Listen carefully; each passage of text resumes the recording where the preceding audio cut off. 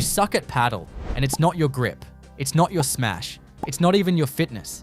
It's something way simpler than that. And that's actually the embarrassing part.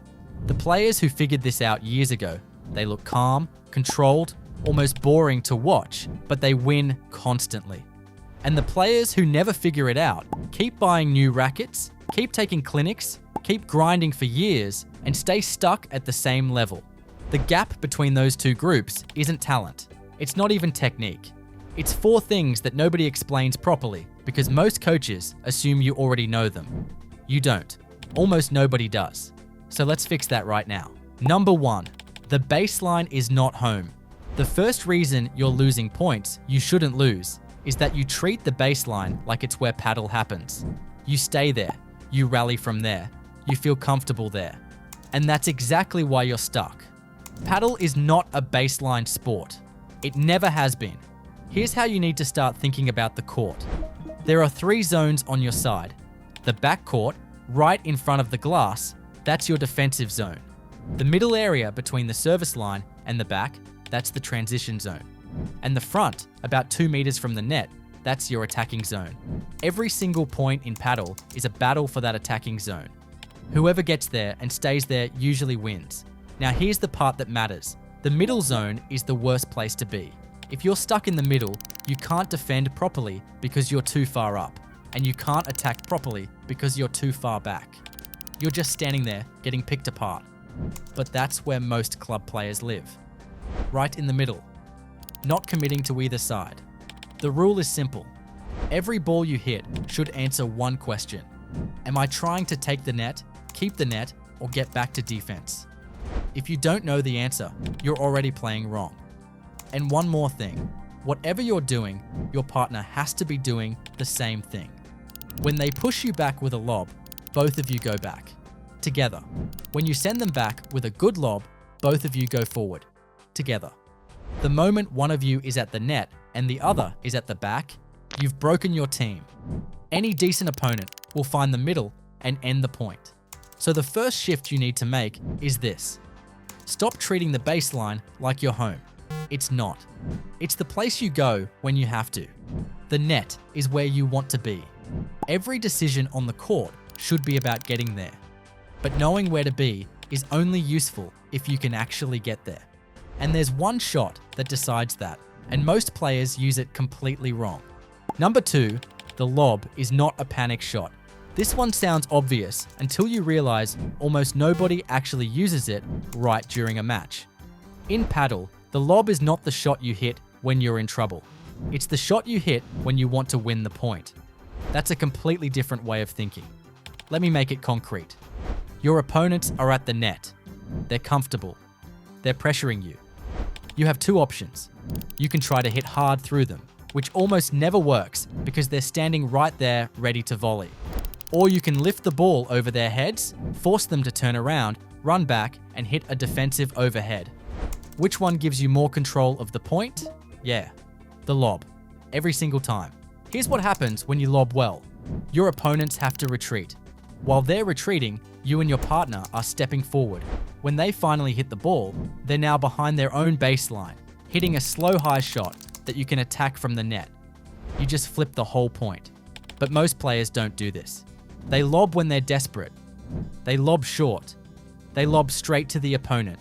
And then they blame the lob for not working. The lob wasn't the problem. The lob was fine. You just used it as a panic shot instead of a weapon. The rule is this. If your opponents are at the net and you're behind the service line, the lob is your first option, not your last. Deep to their weaker side, over the backhand if you can, and high enough that they can't easily bandager it back. Practice this deliberately. In your next session, spend one whole basket of balls, just lobbing. Deep, high, backhand corner. Feel how it forces your opponent's back. Once your body knows the shape of a good lob, you can start mixing in other options. But you have to feel it first. But even a perfect lob won't save you if you don't know what to do with the ball that comes after it. And that's where most points get thrown away. Number 3, ball height decides everything. This is probably the one that costs the most points at every level below professional paddle.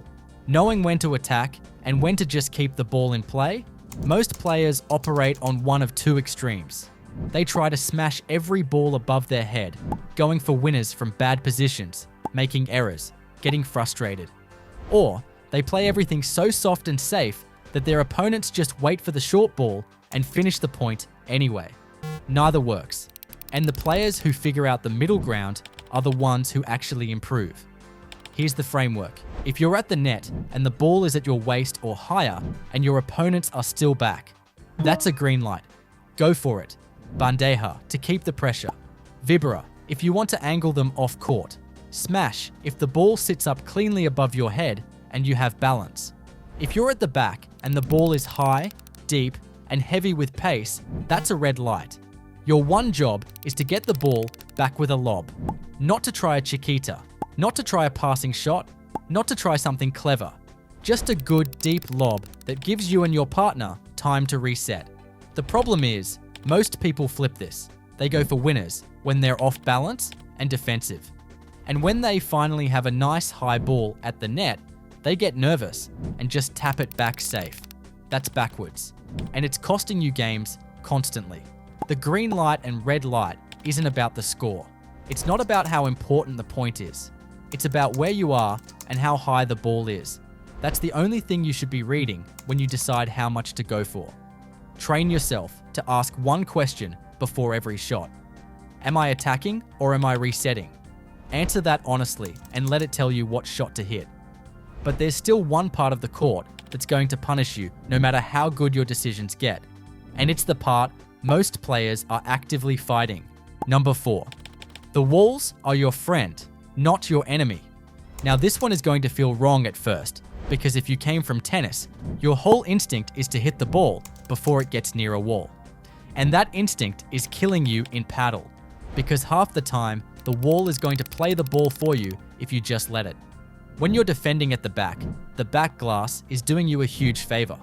A ball that would be impossible to hit off the bounce becomes a normal shot after it rebounds off the wall. It slows down. It sits up.